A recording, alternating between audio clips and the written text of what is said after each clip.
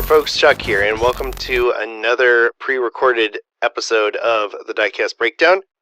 This one is really cool because some of our best guests are the ones that deal in big cars as well as small cars, and Gregg Ovist is definitely one of them. He runs a company called Geezup out of Phoenix, Arizona, and the dude has forgotten more about rare and vintage cars than most of us will ever know. We had a really great time talking with Greg and getting to know him. He shares some of his Hollywood diecast collection, both some customs and some mass manufactured cars that I think you're going to want to stick around for. And he's got an amazing story about finding a special lost hot rod, one-of-a-kind car that he's brought into his personal collection. And it is super cool. You're definitely going to want to stick around for that. We are going to be live next weekend, so be sure to subscribe, ring the bell, all that stuff, so you can catch our live stream next week. We got some really great guests coming up. Again, this is all from our patrons and our members who have been able to help us afford to do things like go to DiecastCon and meet people and get more people on the show and get equipment and hire editors, so we don't have to do what I just did, which was spend hours and hours piecing together this old video from our much more thrifty days. We'll put it that way. But this is a really cool interview. And again, thank you for being here, supporting the show. And without any further ado, here's our special interview with Gregg Ovist.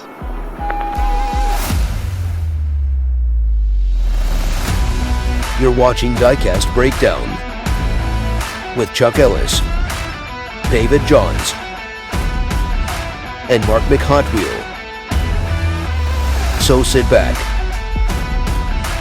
strap in, and hang on. The breakdown starts now. Well, we are really excited today because we have got Mr. Gregg Ovist of Geezup in Flagstaff, Arizona, and he's going to talk to us about some big cars, some little cars, and some really cool cars and car people he's met along the way. So, Greg, thanks for coming on the show today. Absolutely. Thanks for having me, and I'm excited to be a part of your podcast today. Thank you. And it seems we have a mutual friend in Mr. Fireball himself, previous guest, multiple guest appearance person on the show. So how do you know Fireball? Well, I met Fireball through his art talk. Originally, a couple of years ago, he does this show on Facebook Live every day, consistently, nonstop.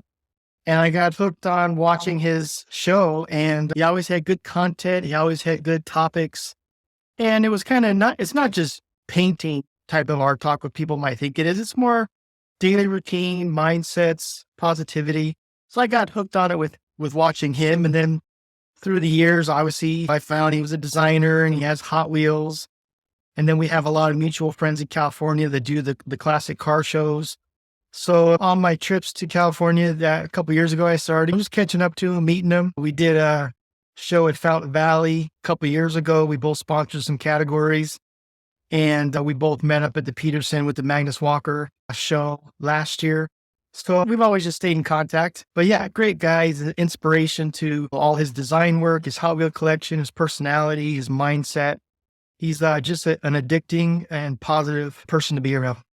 Yeah, we agree. He's so far the only guest we've had on twice. And that's just because, he has so many amazing stories. He's like a Hollywood Forrest Gump kind of like person, because he's just there at everything. Like, or not just Hollywood, but like cars and toy cars and design. It's just like you mentioned something, he's like, oh yeah, I was on the set for that, or oh yeah, I worked on that, or I drew the storyboard for that. And it's like, okay, we get it. You get a lot of work. And then not to mention his whole coloring books collection that he's done. So. Yeah. So we love Fireball on this show, and he has been instrumental to the success of the show and helping us find great guests like you. So now you have a really fascinating day job. So tell us a bit about what you do when you're not collecting diecasts. Well, what I do is I provide a service for people that are buying classic cars. Believe it or not, a lot of people aren't familiar with the negotiation. They're not comfortable with the inspections. They're not understanding the due diligence that sometimes you have to put forth to buy a classic car, such as checking paperwork, VIN status. all kind of things. So I offer that service to people that are buying cars, pre-purchase inspections, also work as a concierge for auctions, helping people sell their cars, get them ready for sale, or get a buyer ready to bid, ready to purchase. And I started doing this because I was doing it anyway. I always was helping my friends buy the cars. I was buying my own. I was auctioning my own. Ran into a lot of people that wanted my help restoring cars, getting them built and ready for auction. And I just decided I'm going to make this an official deal. My company name is Geezup. And the reason it's that is my first name is Gregg, which is Greggg with 3 G's. Mm-hmm. And my middle name is Glenn. So I got 4 That's a lot letter of G's in my name. Yeah. And all my buddies, like, he's always up looking for cars. So naturally the G's up thing kind of stuck with me. Although I imagine the cars that you're looking for have a few more G's in it than 4. Yeah, that's for sure. I was looking on your site. You got some pretty classic rides on there. Is there a particular one that stands out as like the ultimate find for you so far? Oh, absolutely. If you've seen my website, you've seen it. Through my daily process of hunting cars, I came across this ad on Craigslist. Okay. And it just said classic car for sale. That was it. No photos, no nothing. But to someone like me, now I have to find out what it is. Right. I have to hunt for it. I need information. I can't just go off that. What is this?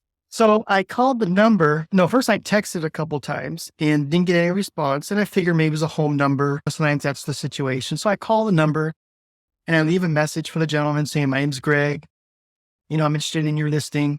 Can you call me back? I'm interested to get some more details. And that call went unresponded. I didn't get any response to it. I left another message the following week, the same type of thing, show a little persistence. And after that, usually after 2 or 3 calls, if I don't get a response, I kind of move on to the next group of cars.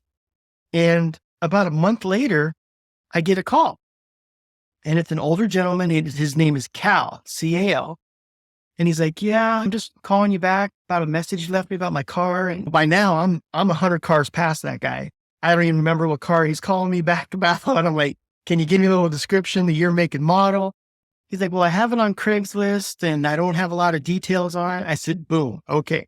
You're the one with the classic car for sale, right? He's like, yeah. I said, is there any way I can get some photos of the car?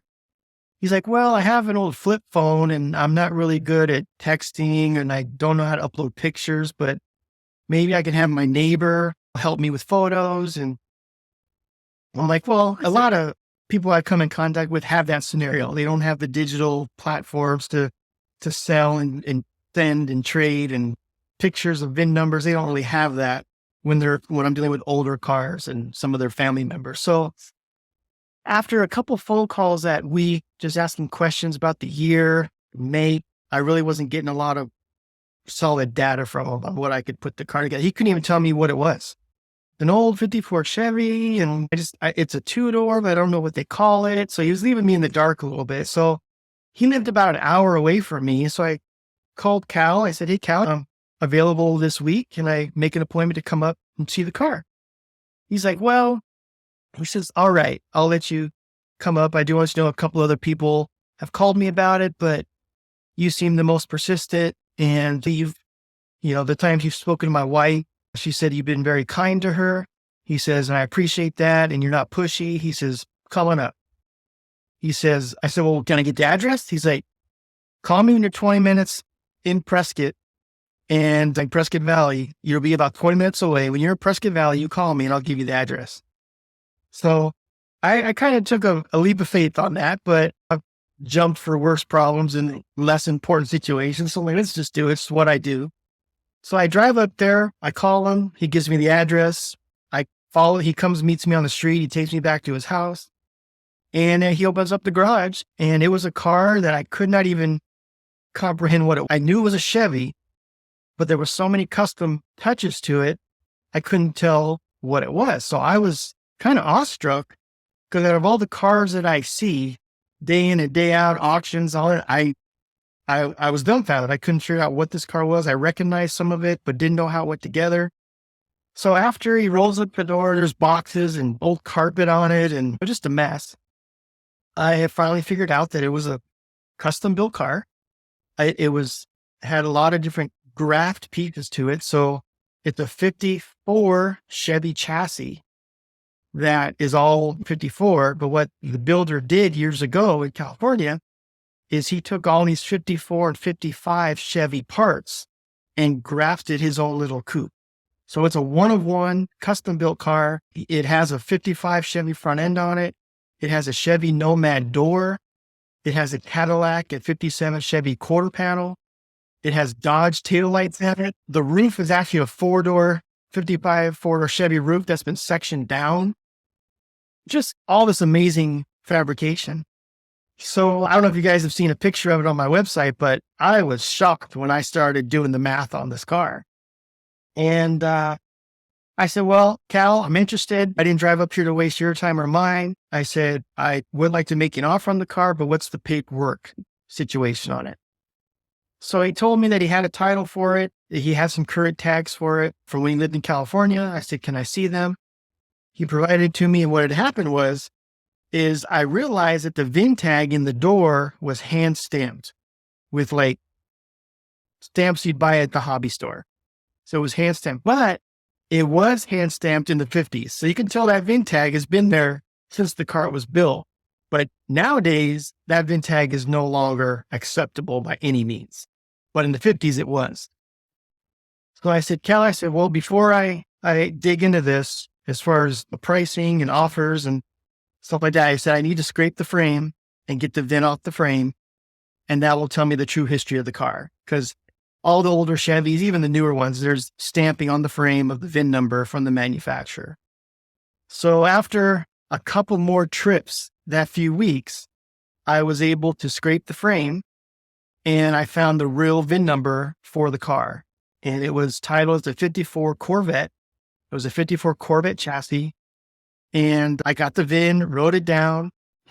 But as I was trying to get the frame, because I was trying to go through the interior, like lifting up the carpet, because sometimes there's holes in the body for drainage that you can pull a plug and shine a light. So I'm doing all this kind of stuff. As I pull the carpet back, I find the real VIN tag that matches the number on the frame that the builder put under the carpet when he built it. So I'm like, this is a huge plus. I have the original VIN tag that matches the number on the frame.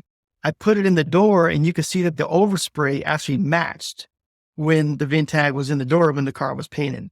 So this is like 10 steps forward for me in an hour. I got the VIN on the frame is accurate, matches the VIN tag. I got all the numbers together.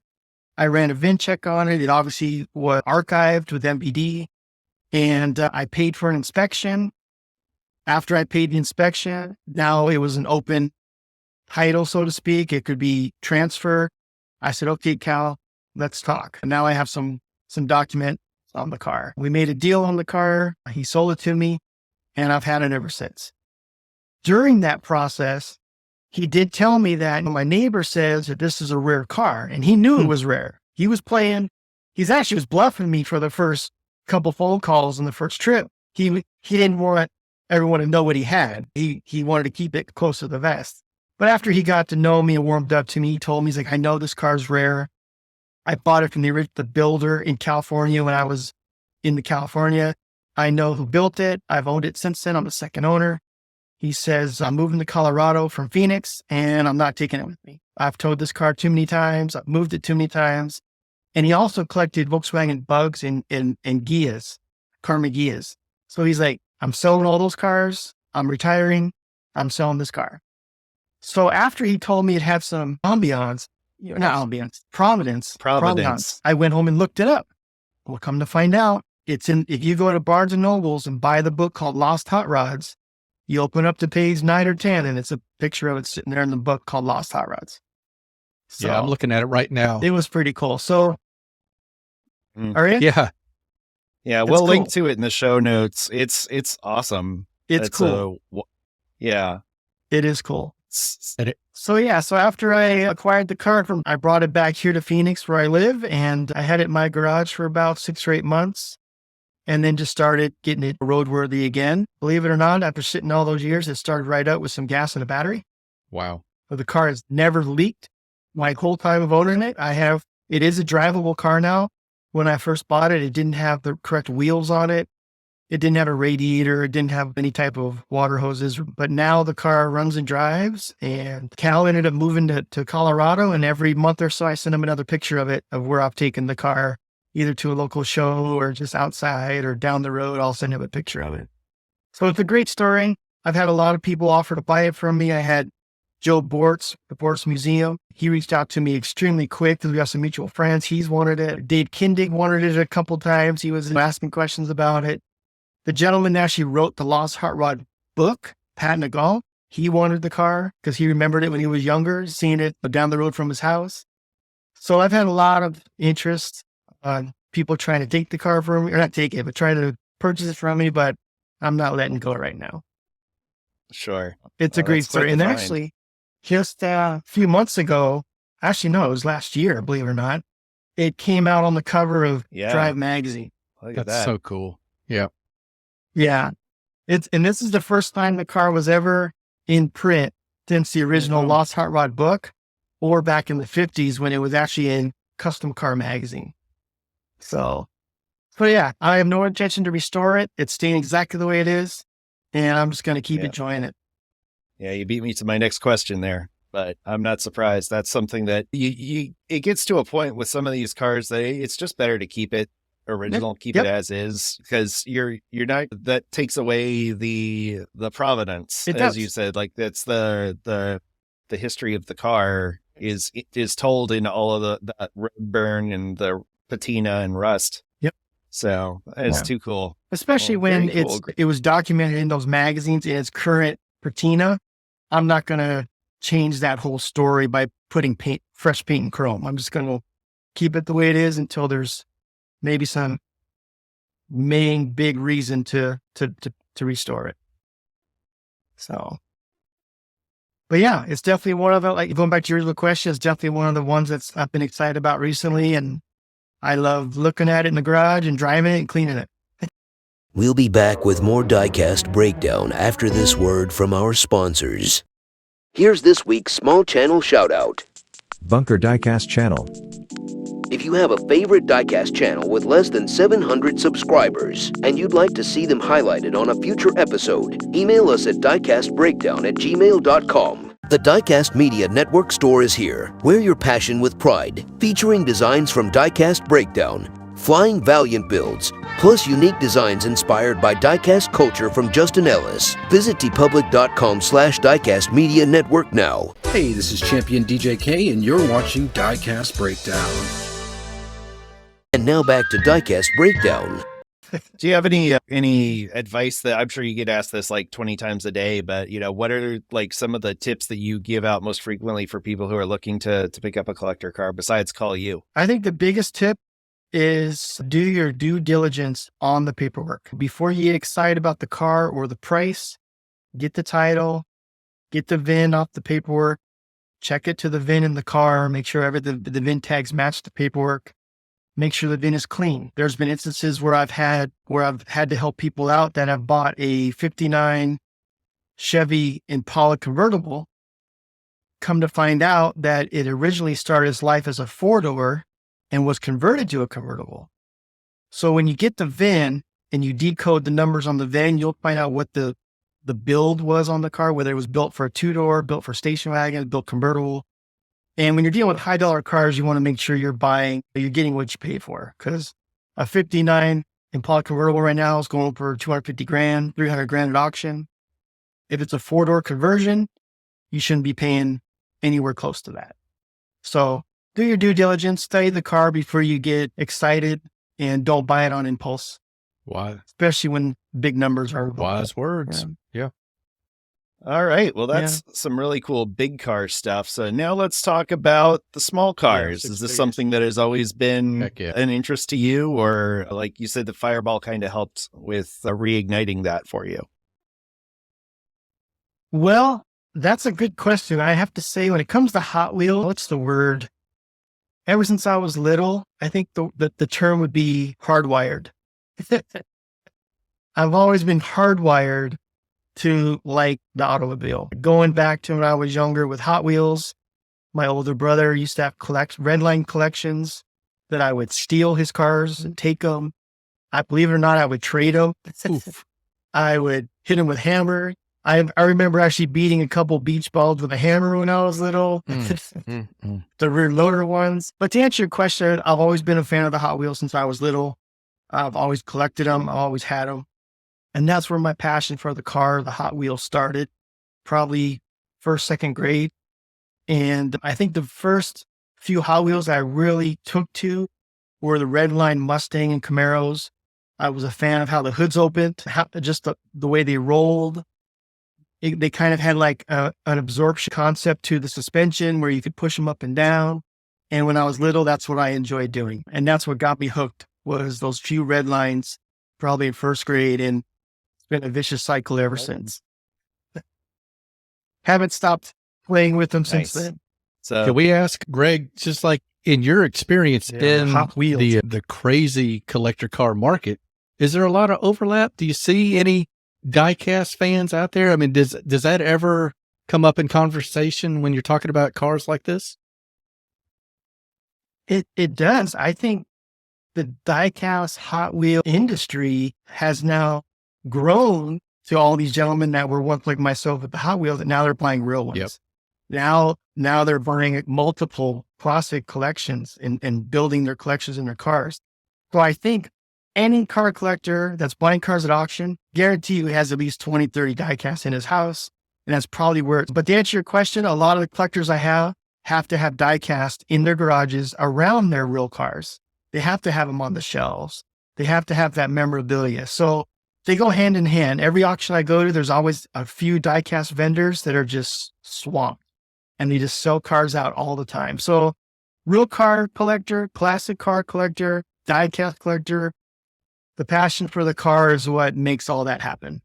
So I think it's universal. Interesting. Good to know. It's another possible hidden diecast episode where we find places you can buy diecast that you wouldn't expect. And auto auction sounds like a pretty cool place to check out. Yeah, believe it or not. Some of my best purchases are at Good Guys. In the swap meet section, there's always 2 or 3 diecast guys. They're just selling used diecast for pennies on the dollar sometime. That makes sense. So so every time I go there, I buy at least 5 or 10. But let's talk about this collection of yours, because you said you had some stuff that you wanted to show off, some cars in your collection you were pretty proud of. Well, I have a whole bunch of them, more than what I have just sitting here. But I can tell you one of the nicest or one of the coolest 1/18 scale that I have is the Peugeot 403 from Colombo. That's what I'm talking about. So I was gonna say you just David's ears just went like. Let me hold it back. That is awesome. So what I did is I bought this at Good Guys, weighty. And it originally was red with white interior, but I'm a fan of Colombo. Yeah. My grandparents and my parents have been watching that since I was little. So I bought this one, and believe it or not, I paid $2 for it because nobody wanted it. And I knew exactly what I was going to do with it. So I bought it and I brought it home. That week I took it apart. I took the door off and I put the dent in the door with a hammer and a 2x4. I painted it primer.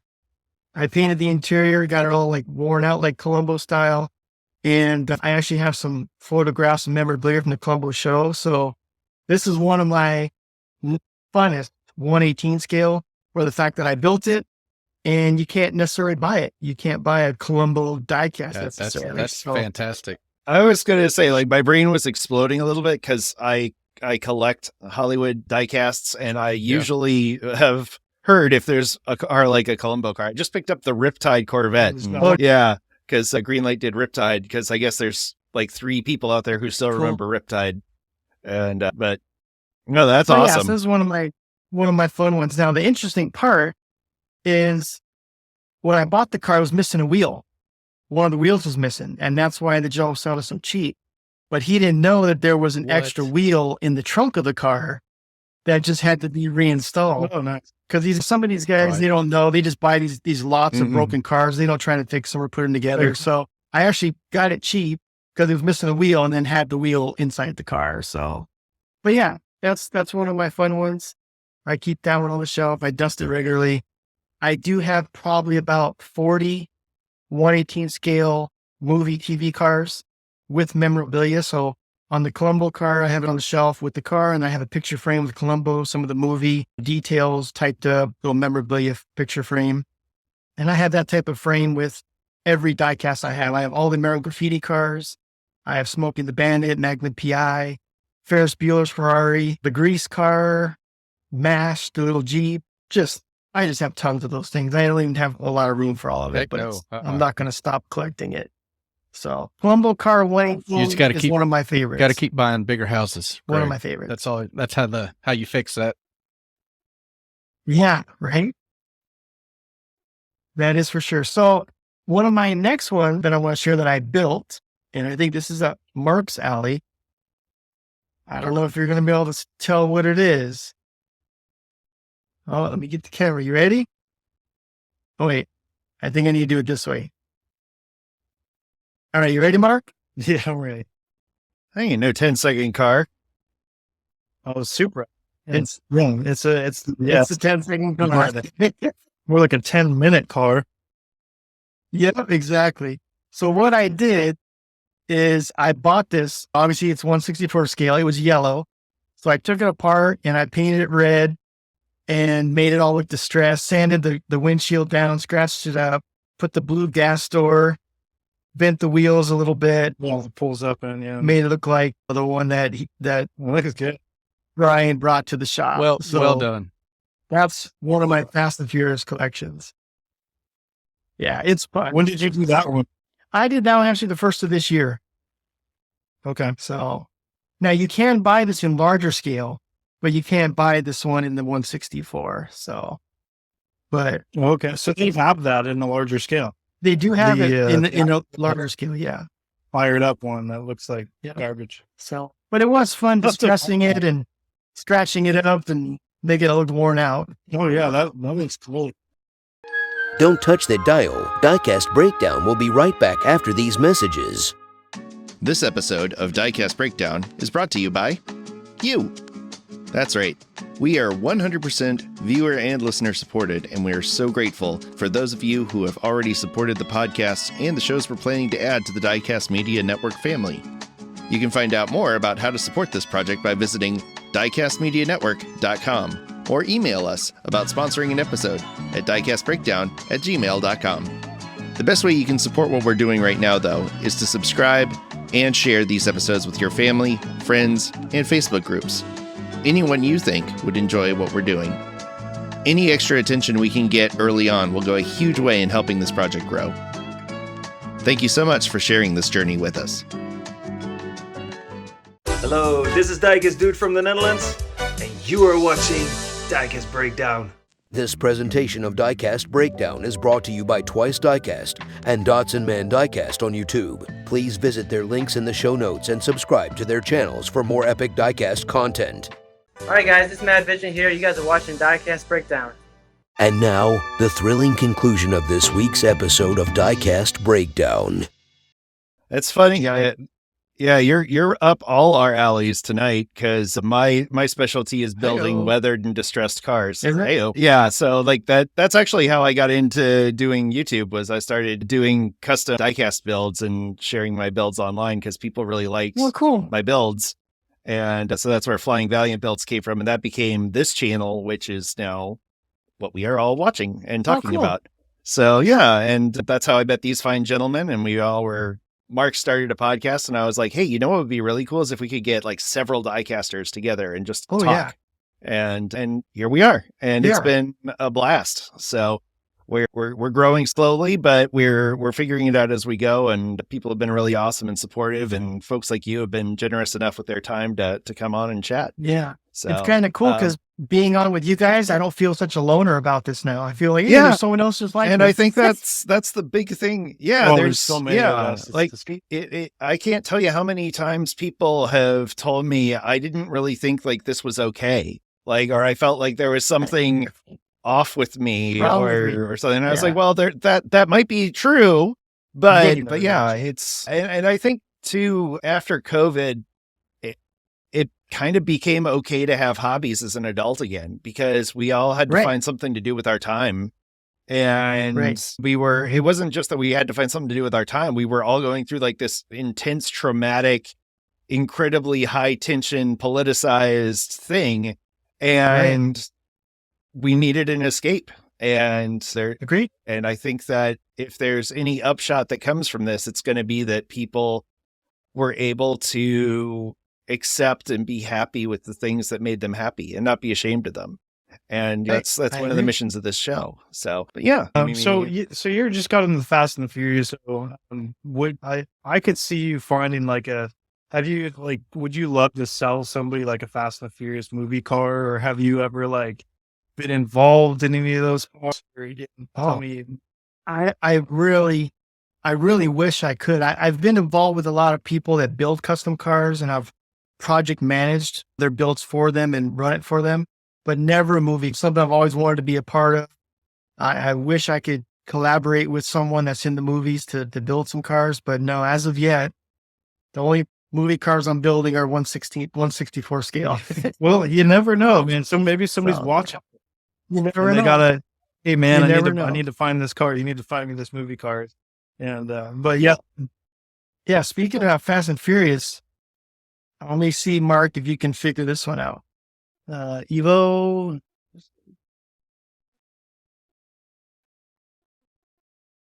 This is the Maxima. Oh yeah, the Maxima from the first movie. Yeah.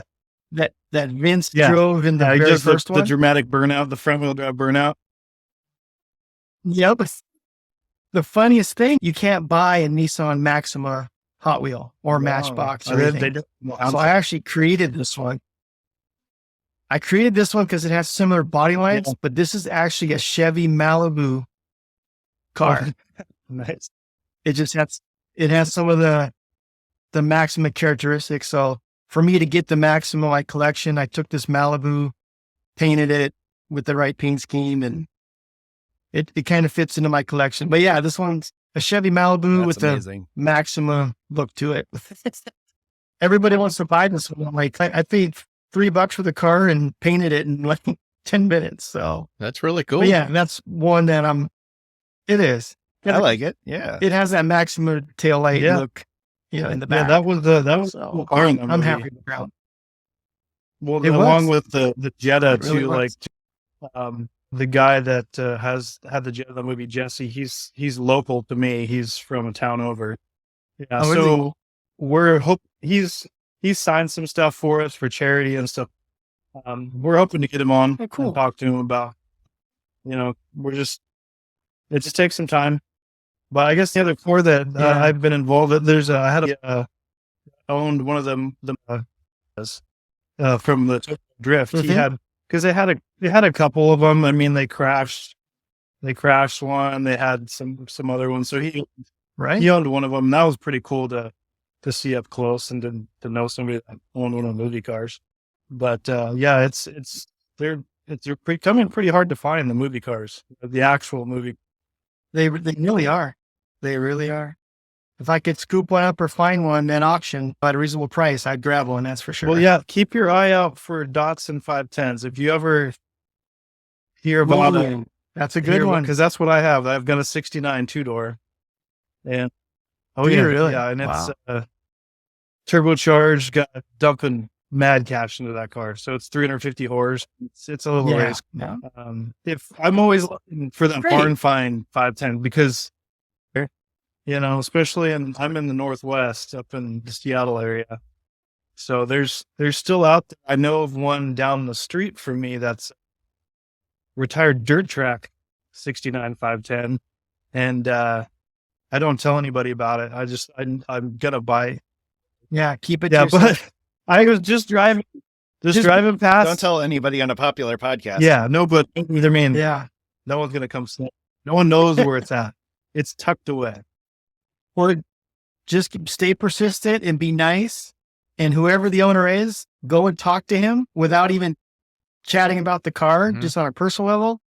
He'll call you one day saying, you know what, I got to get it out by this weekend. Do you still want it? And there's how it goes. Oh, no, I've already got it secured. Good deal. I got to buy the trailer with it too. And I'm just in the middle of selling it. So as soon as I'm done with that, I'm going to go. Yeah. Heck yeah. And then my most recent addition to the Fast and Furious collection is the Eclipse. Oh yeah, Sweet. from the that Tyrese drove in the Miami. Ejectos. This one was hard for me to find. Yep, that one was hard for me to find. So I'm happy I found that one.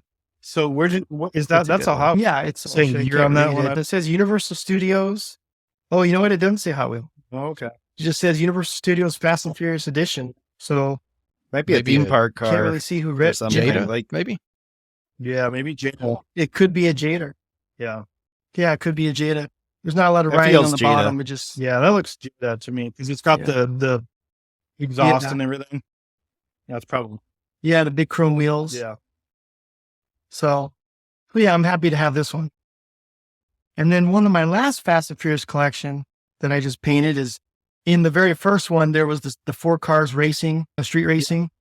And so I took this Civic and I painted it to be this. Yeah. So it matches the Nailed it. big one in the beginning. Nailed it. Yeah.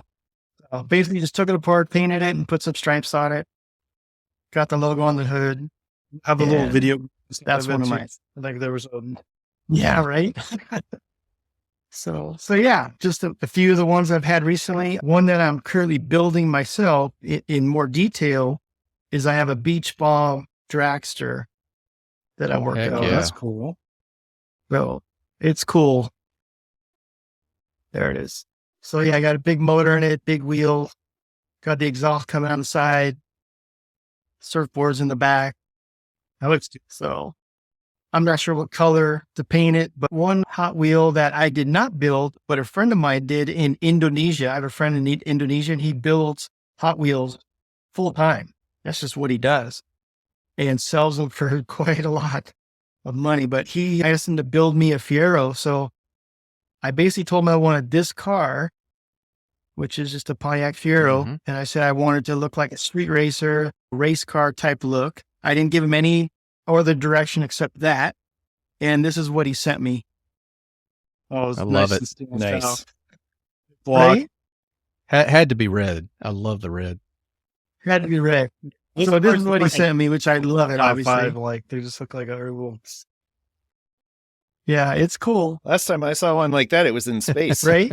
It kind of has that space car, space engine look. Does your buddy have So, a I'm channel happy. or like a channel or an Instagram? Like, I can reach out to him. He really doesn't, but I know he was doing Instagram for a while, and then he went off for a little while offline, and I do believe he's back. So maybe I could try to connect him. I'm not sure how that would work being in a different country, but hey, I'll try to put the two of you together. Yeah, We've interviewed Indonesia before. Oh, have you really? Oh, yeah, we had a guy in Jakarta on one of our very first episodes. He's got this little diecast project, this Jakarta guy. Oh, wow. Yeah, just a minute. And, Yeah. yeah, he's And then one other car he built for me. I'm a fan of El Camino. So this was the Hot Wheel edition of El Camino. yeah, the art car. So like a 80, Art car. Yep. yeah, 89, or no, 78, 79 El Camino. And I'm into lower cars and trucks. And this is what he built me.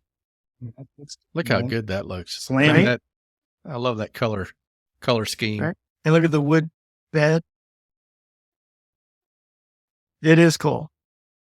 And so, yeah, I don't, Look at the exhaust.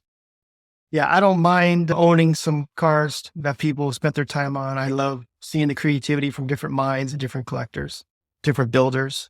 So I think that's my favorite one, Greg. it That's is. It's fantastic. cool. Yeah. You know what I think it is I had my very first sip of beer on the tailgate of an El Camino when I was about 5 years old. So that's probably Right. what did it Yeah. for me.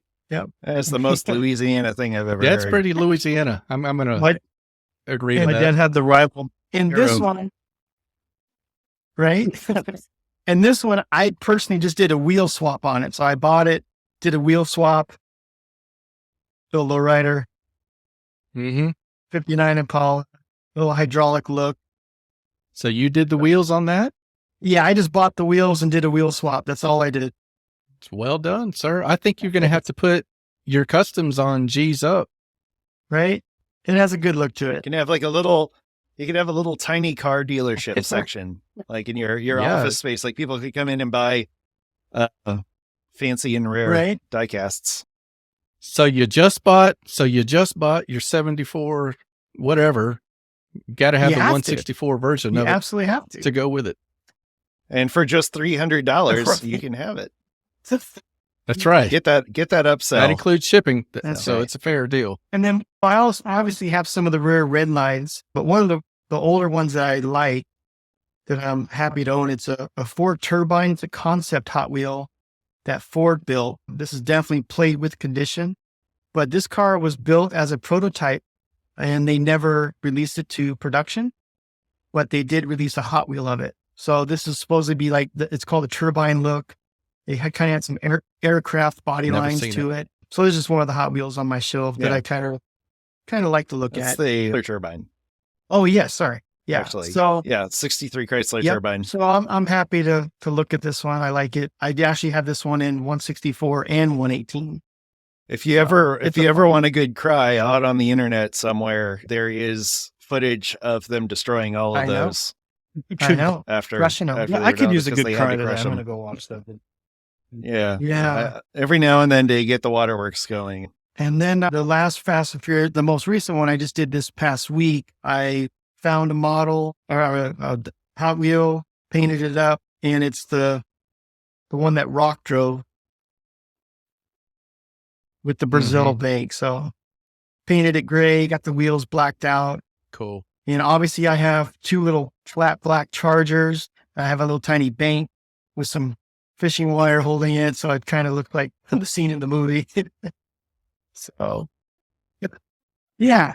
Oh, wow. I hear you. So that's what I have around me. That is a very cool collection. Yeah. That's outstanding work, Greg. I'm just curious, like in the auctions, Greg, just for us car guys, like what are some of the hot things that you wouldn't expect to be hot right now, like car wise? What are some things that are getting crazy money? I'll tell you exactly. It's a very good question. And I say in the past 12 months, the cars that are commanding high dollar than what they've ever done before in recent years are the 90s Camaros, the 93 Camaro, the 97 Camaros, The Pontiac, maybe. that, or the Trends. the Pontiac Firebirds, Firebird trim. and the Fox body Mustangs. Those things, 2-3 years ago, they were $1,500 cars. They were $5,000 cars in great condition.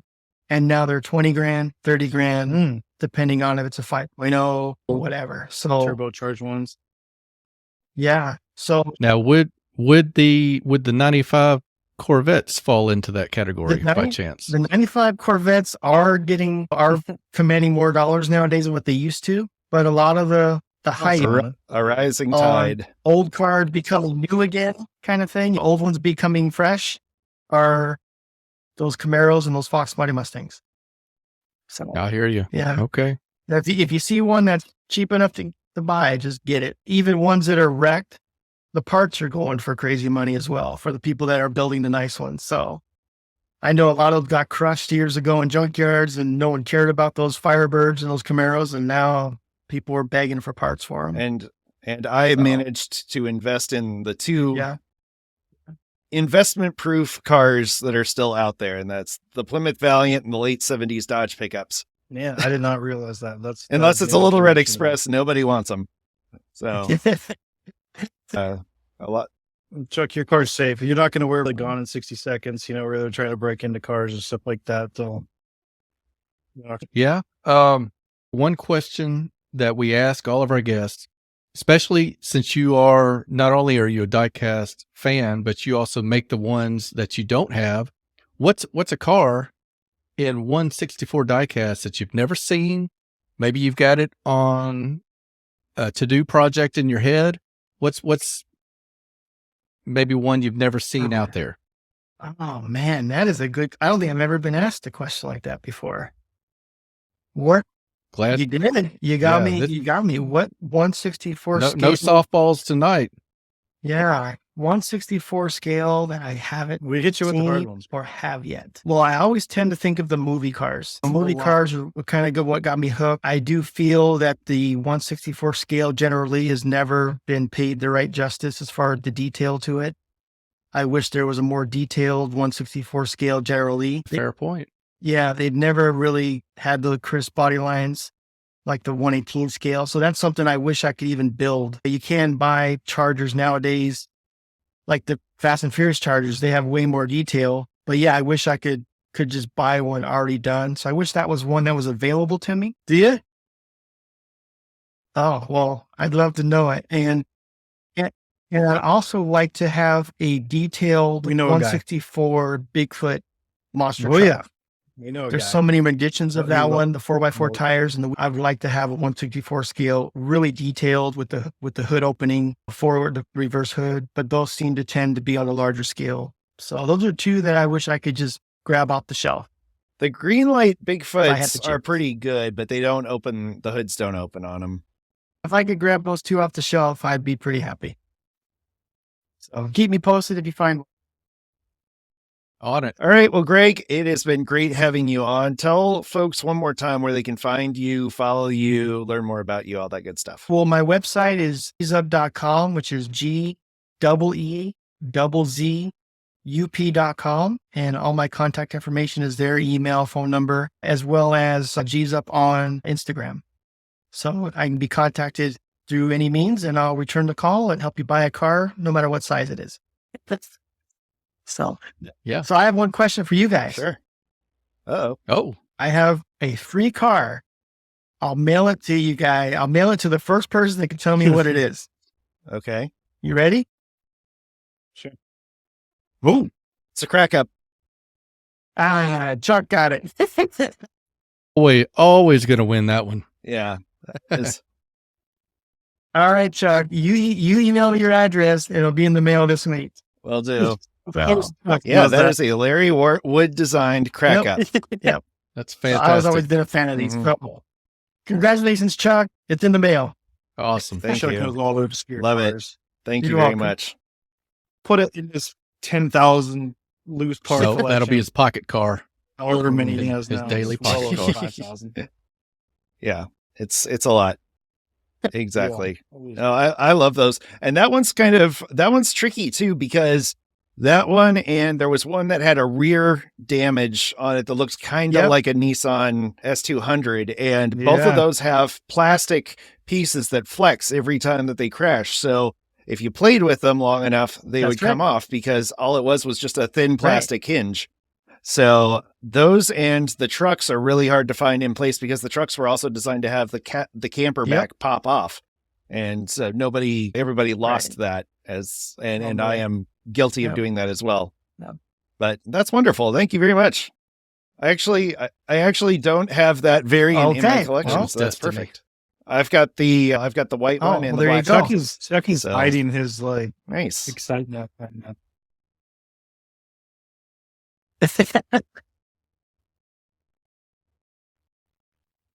Even if I guessed that, I would. Even if David or I guessed that, we would still give it a Chuck. Yes. I wouldn't. Because I would. David would just be like, "Look at this nice crack up I have." Yeah, this sure is awesome. The sherry is awesome. All right, This is Well, hey, great. guys, thank you very much for letting me be a part of your podcast. It's been Of a great, course, yeah. great interview. Absolutely. Great meeting you guys. Give Fireball a hug next time you see him for us. I will. Well, that was fantastic. Again, thank you, Gregg, for being on the show. And yeah, that was recorded in mid 2022. So any of those time references are, of course, talking about 2022 and not 2023. So again, thank you for bearing with us as we're figuring out the best ways to get this show out to you in a timely fashion. And thank you to everyone who's been joining us for the live shows. That's meant a lot. We had a really good turnout last episode, and we're looking forward to hanging out with you all again next week. Again, thank you to everyone who is our patron and our member on YouTube. If you want to do that, and that would really help us out with continuing to improve the show, you can click on the little join button at the bottom of your YouTube video, or go to diecastbreakdown.com, where you can find all the links to support us, follow us, all that good stuff. And again, if you get a chance, rate us 5 stars on Apple Podcasts. That really helps the audio version of the show get found. And again, thank you so much for making it to the end of the episode. We really appreciate you being here. So until next time, stay fresh, cheese bags. Thanks for listening to Diecast Breakdown. If you enjoyed today's show, please rate us 5 stars on Apple Podcasts and tell a friend to listen in. Find Diecast Breakdown on your favorite social media platforms or visit diecastmedianetwork.com to learn more about this and our other projects. Diecast Breakdown is a presentation of Flying Valiant and the Diecast Media Network.